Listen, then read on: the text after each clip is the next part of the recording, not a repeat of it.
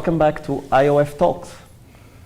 Today is a very special episode where I'm so lucky to have two amazing orthodontists that I can call idols, Dr. Scuzzo and Dr. Skander.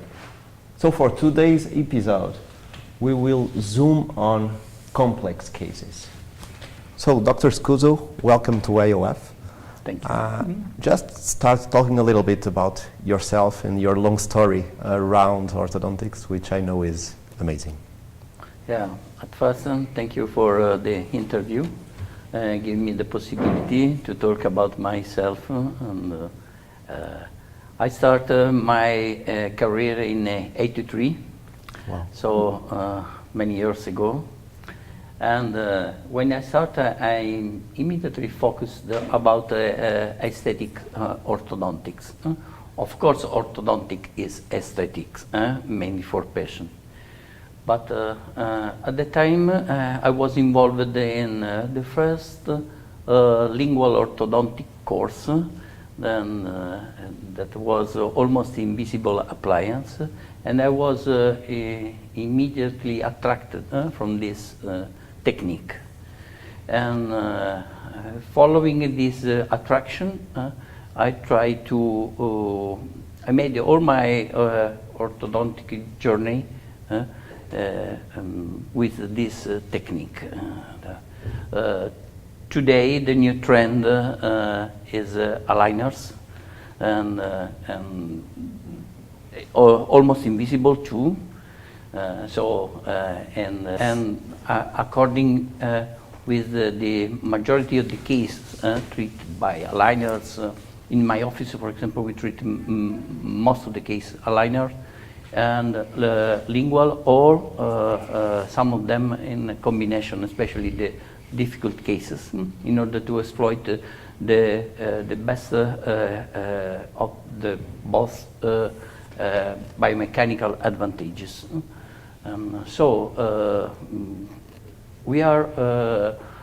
We think that the future in orthodontics will be with these two appliances, maybe. Perfect. Yeah. And you, tell us a little bit about your long story also. Yes, it's a bit long. So to go a little bit far way back, I was intended to go to study philosophy or law. Wow. Yeah, to go to law school and study philosophy, and then at the last minute I switched to dental studies. But I don't regret, of course, at all. I felt my profession is really a passion since the first days, since my early years of practice, and I tried, of course, all the techniques. I think that I have many gifts in my practice. One of them was to be involved deeply in the lingual technique, which is for me one of the best school to become an orthodontist. It requires a lot of skills. Passive self-ligation also has been a gift to my practice. And today, aligners also, with their latest evolutions, are amazing and allow us to do beautiful things. And that's what makes the passion always alive. Wow. Yeah. So based on your experience, what is for you nowadays a complex case? But complex case is a complex word. Maybe big skeletal problem are complex cases, and maybe big crowding sometimes is quite difficult to manage, especially in the adult patient. To grow tentative or the grow control also we can enclose in the complex cases. Maybe management of severe periodontal problem in adult patient, and not only in adult. And last but not least, maybe the impact of the teeth and all the mix of this factor sometimes make the case complex. No? Yeah. Do you also have a definition for complex cases? Well, there are not simple cases, to be clear. All cases require a lot of precision, a lot of accuracy. If you are treating, for example, cases with aligners, there has been a question asked recently. Class 3 are considered as complex cases to be treated with aligners. So it may be also something related to the tool you are using.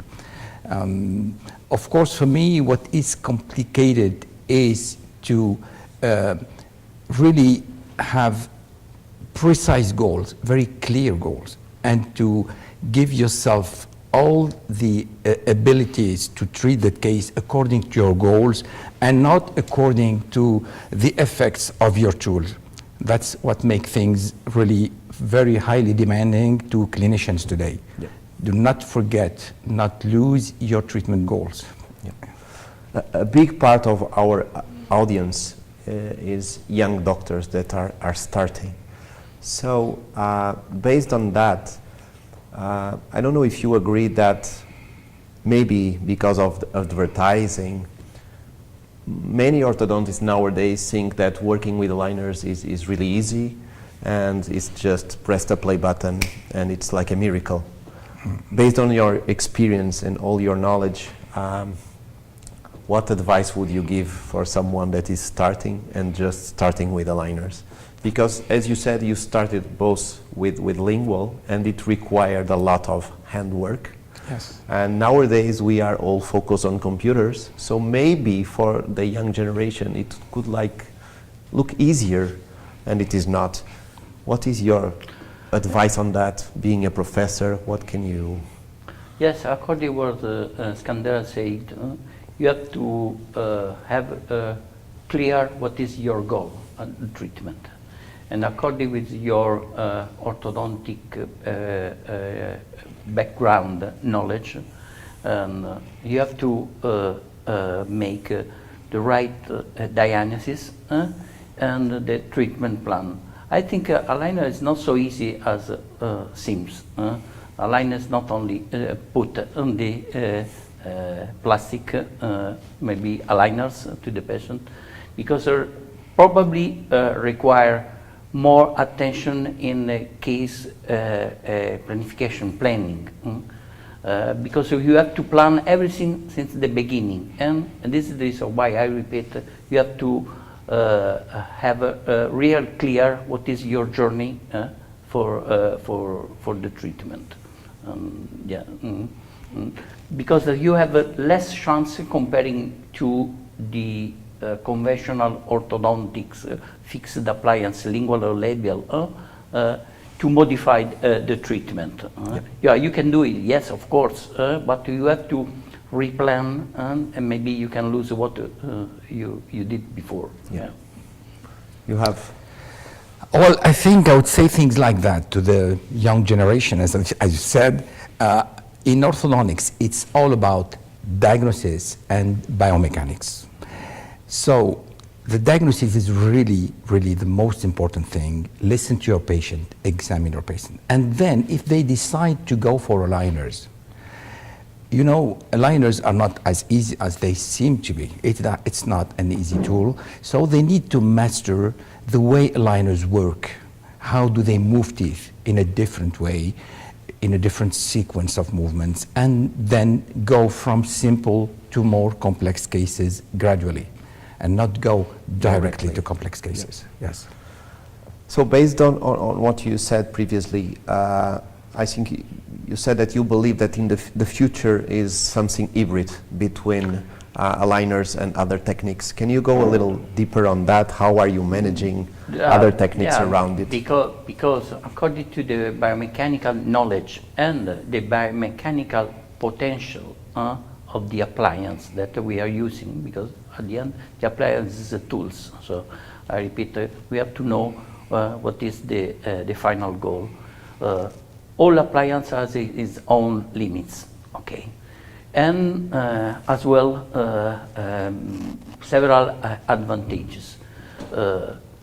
knowing the limits according to the case difficulty and the advantages, we can combine two different appliances, taking the best of both, in order to make the treatment maybe easier, more effective, and efficient, in order to overcome maybe some deficiencies of each appliance according to the difficulty of the case that we are treating. This is why maybe the combination that today we usually call hybrid treatment in order to combine two different appliances at the same time.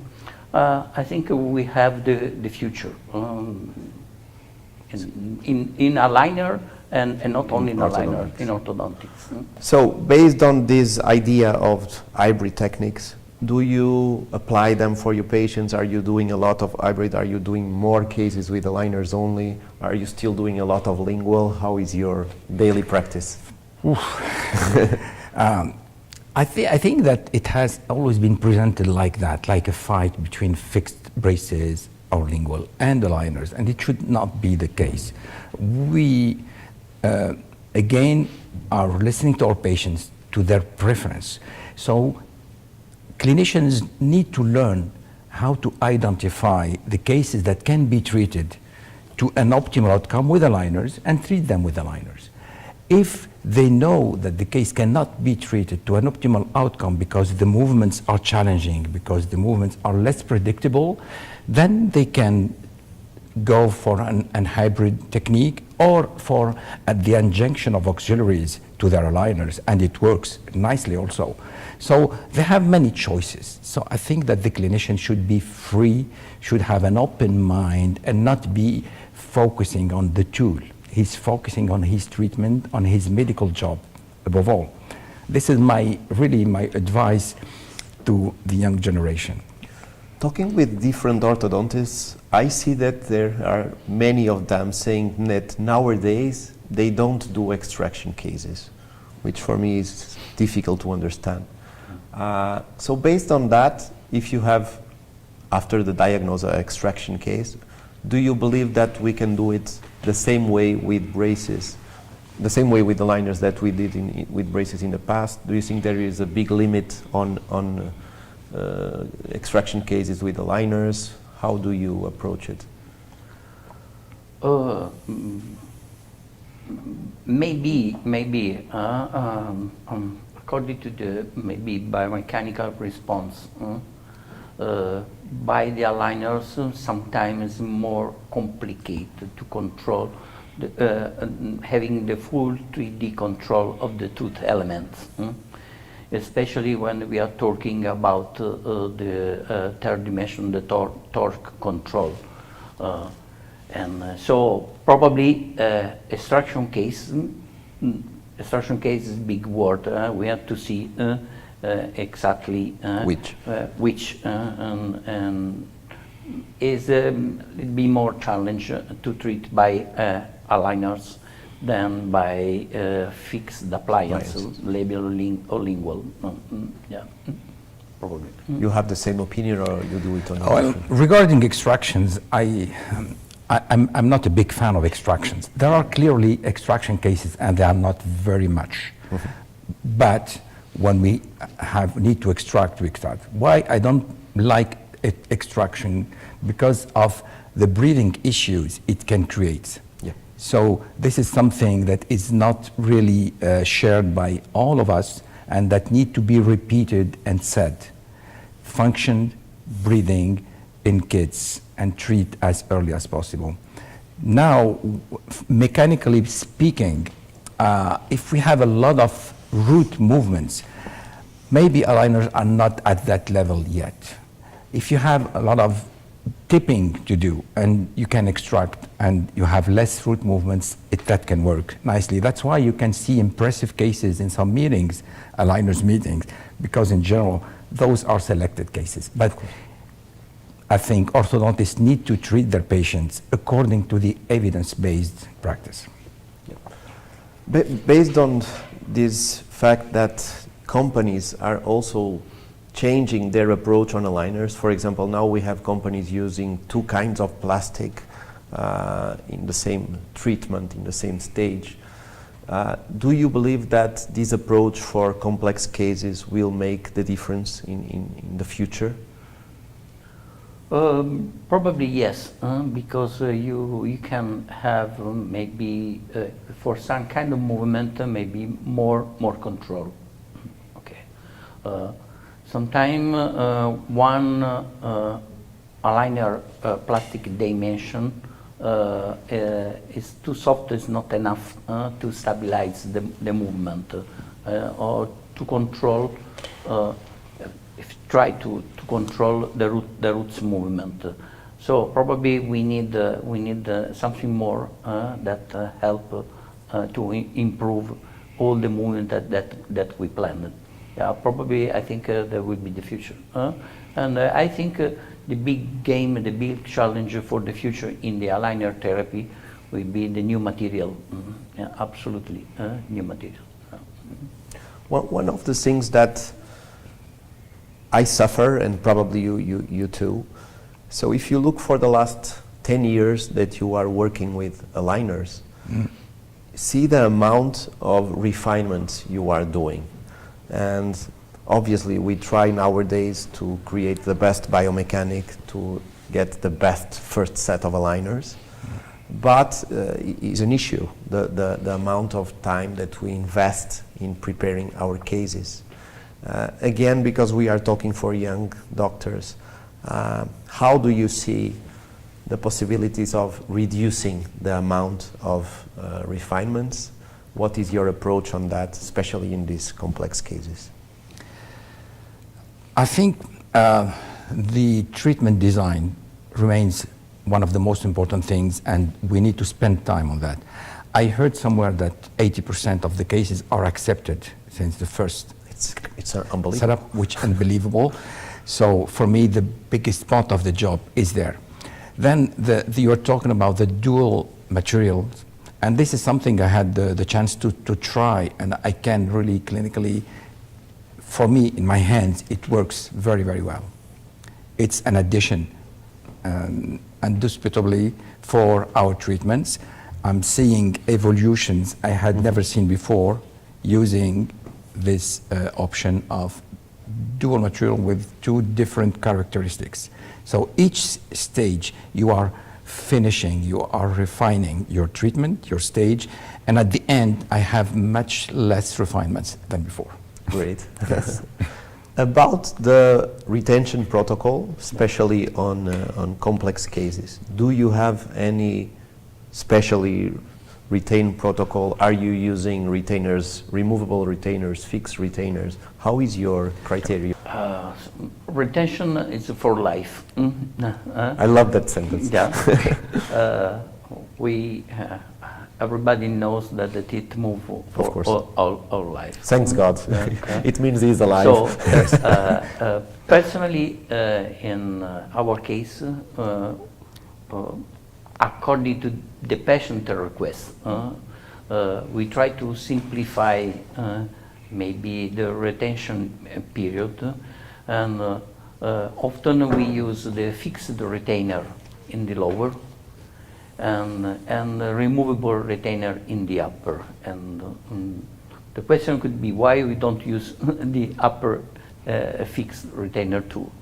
For me, for several reasons, because sometimes for problem of the interference, occlusal interference, and because in the upper arch retainer tend to break easily than lower, and when sometimes breaks, the patient doesn't have the hardness, and that it starts to move.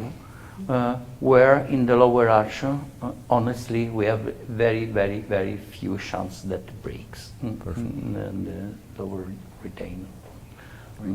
So, of course, we advise the patient the retention for all life, and in order to keep the occlusion that we got at the end of the treatment.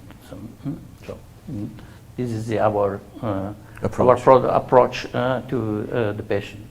You have anything to add on Well, your protocols? I would, for one of the very rare times, disagree with Giuseppe, my dear friends, because we have cases with severe rotations, and we know very well rotations will relapse. Some spacings also will relapse. So the solution I have for that is that I started since now 2-3 years to use digital retainers that are conceived and built digitally by robots and placed out of the occlusal contacts, of course.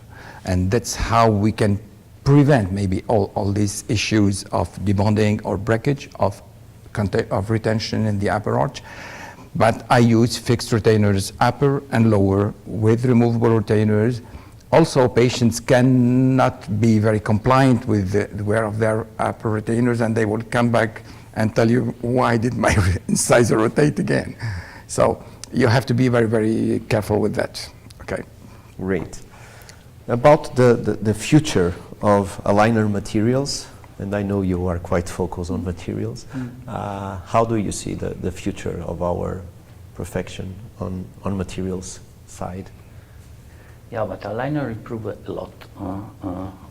Of course, maybe from diagnostic point of view, the software for case planning and materials too. So, of course, we already talked about two materials, two different thickness, two different hardness, and we maybe there are several universities that are studying new material. We can have maybe now probably the best material actually is the polyurethane, 1 layer, 2 layer, 3 layer, and so according to the force, the constant of the force release during the treatment. So I repeat, the big challenge would be the new material, especially regarding also the possibility to recycle the material, because this is another big issue, at this moment, because all the aligners material, especially polyurethane material, is not recyclable, and so we need to consider also this aspect, and considering the amount of the aligner around the world, a different company, there are tons of the plastic that we have in the environment. Yeah. About the trim of the aligner, you know that there are companies now that allowed us to change it, to put it bigger, to put it lower, combining in different techniques. Are you using it? Are you trying it? Do you think that it improves our treatments? Yes, I started trying it. I'm not very happy with the effect of that, because you were talking about the material, and I think one of the biggest issue we have, or the biggest demand we still have, we started today differentiating between thermoformed aligners and printed aligners, directly printed. That means that we are really focusing on the characteristics of the plastic we are using, and what we wish we will have one day is a shape memory, more plastic that will adapt and really close up on the gums. So with the higher trim lines I have tried, I have noticed that the aligners are opening up and are not adapting as they should. So I'm not a big fan. You're not a fan. I'm not in that. No. Okay. Okay. So just as a conclusion, if you imagine someone that is starting today, one of our colleagues, give him some advices of someone that has so much experience as you have. What would you say for someone that wants to start learning aligners today? But at first, I think start orthodontics, and because only aligner is not all orthodontic. Aligners is the tools. And so the orthodontic knowledge is another The basis. And the base. So I think today we have maybe a lot of the new tools, especially in diagnostic, like maybe all the 3D in diagnostic that offer the chance to make more accurate diagnosis. And to make more accurate digital planning, independent from the aligner tools. Yeah. So, and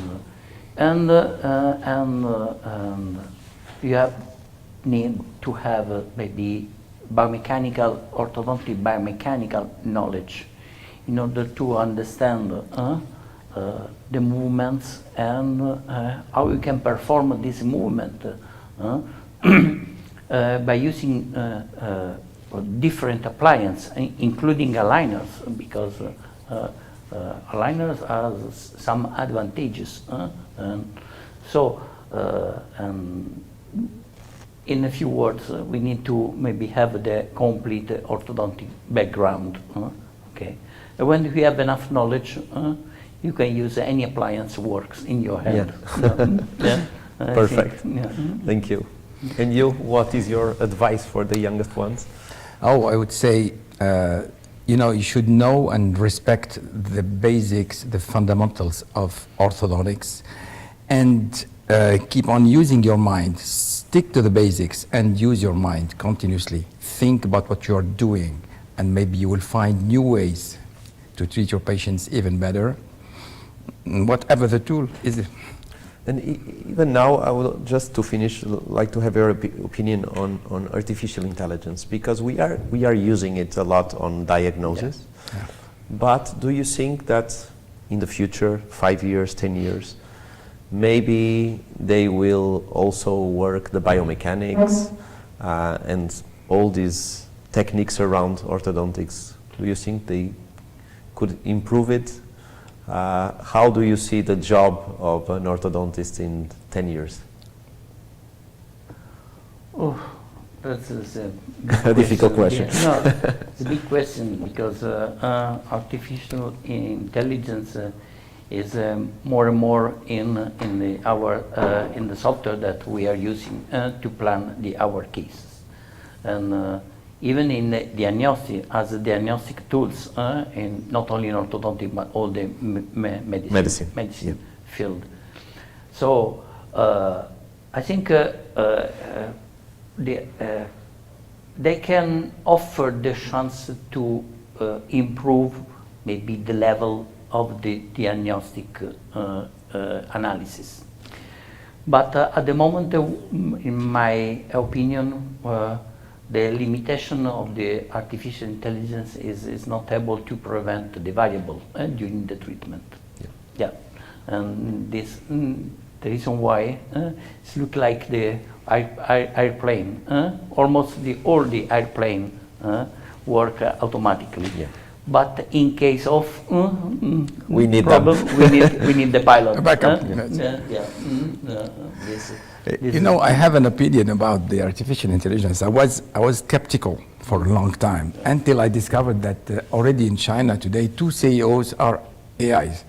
I think that it's evolving so fast that we need to challenge our beliefs all the time and really continue on asking questions and I discovered recently many generative AIs that are amazing.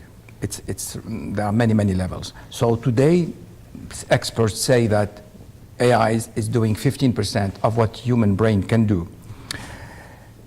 And some other experts say it will take 10 years or 30 years so that they will do 30%. Some others say 3 years will be enough. So be careful. they are coming. Okay, so thank you for being here. I feel really nice to have you, and we all learn a lot from your amazing experience. Thank you for your time. Thank you. Thanks It was a very nice moment. Thank you very much. Thank you.